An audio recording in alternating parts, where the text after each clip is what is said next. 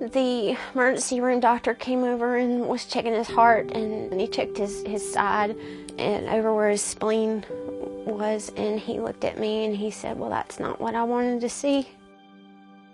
The first thing he said was leukemia. I don't think I heard anything past that word. That night, he received a blood transfusion.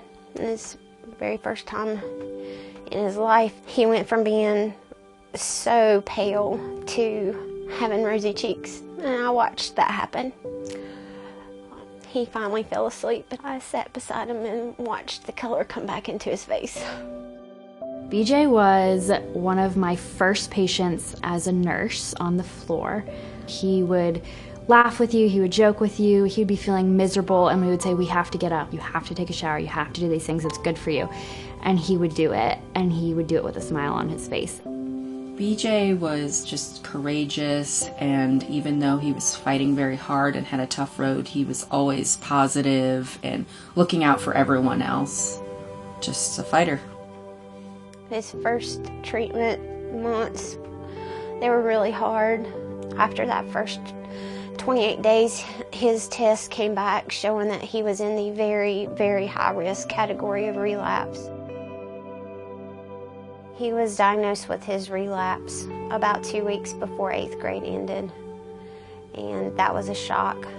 Actually, we ran the Keep Pounding 5K 2 weeks before we found out that he had relapsed. So he had leukemia when he ran that race. With BJ, it didn't matter like how bad he felt. We could be giving him chemo, we could be giving him whatever, and he would be miserable, and at 4 a.m. he would jump out of his seat to scare you, and then he would laugh and laugh and laugh. He did it every day, and he thought it was the best. After he was in the hospital for those first 7 days, after his initial diagnosis, I was like, BJ, we need to make sure that we stand on our faith and not let this get us down, not let this change who we are. We don't know why things happen the way they do, but there's purpose behind things that we don't understand. BJ passed away 2 days after he turned 15. I feel like after our experiences were stronger, we appreciate the little things more now that we've dealt with that situation.